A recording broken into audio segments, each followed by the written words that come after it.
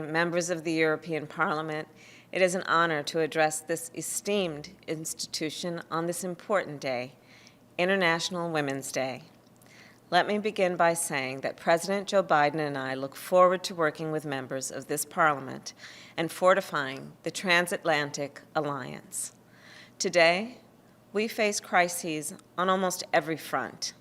A pandemic that has taken the lives of more than 2.5 million people worldwide. A changing climate threatens the future of our Earth. A rise in populism is working to undercut democracies everywhere. Neither the United States nor Europe is immune from these threats.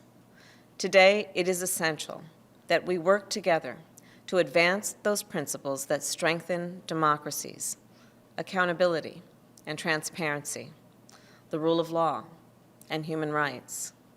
And let us not overlook the opportunities right in front of us to do that. We know that the strength of our democracies and the strength of every nation on earth depends on the strength of all people.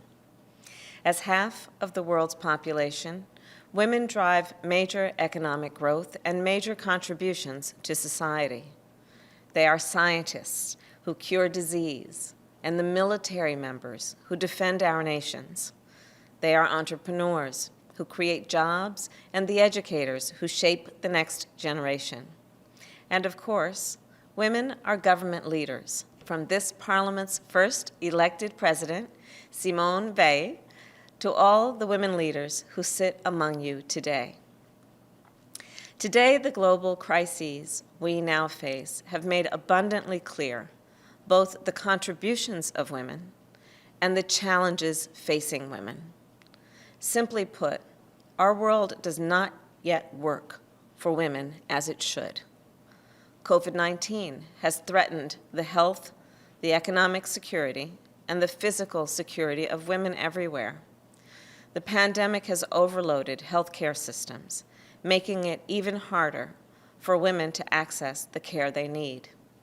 At the same time, women comprise 70% of the global health workforce, putting them on the front lines and at risk of contracting the virus. Other women have been forced out of the workforce entirely. Women working in often overlooked sectors have been hit the hardest, especially those working in low-wage jobs and those working in the informal economy. Last year, it was reported that globally nearly 3 in 4 domestic workers lost their jobs. And those who remain employed, well, they're paid far too little. Meanwhile, quarantine measures have meant that women have shouldered an increased burden at home as they care for children day and night.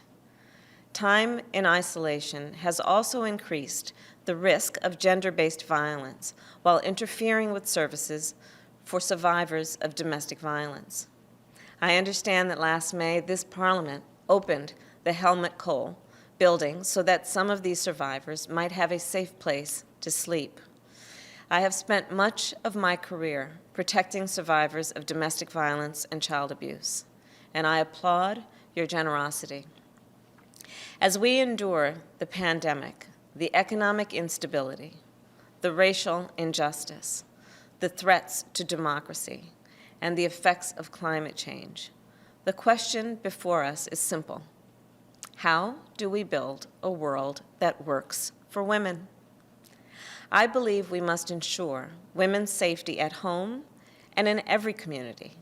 We must ensure that women can access high-quality health care and that those health needs particular to women are addressed.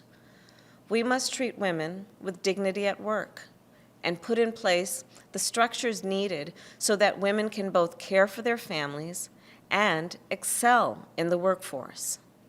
Finally, we must give women equal voice in decision-making, for this is essential to free and fair democracies. And this is not just an act of goodwill. This is a show of strength. If we build a world that works for women, our nations will all be safer, stronger, and more prosperous. This International Women's Day, let us be determined in this effort. Let us be united in this effort. I thank you. President Biden and I look forward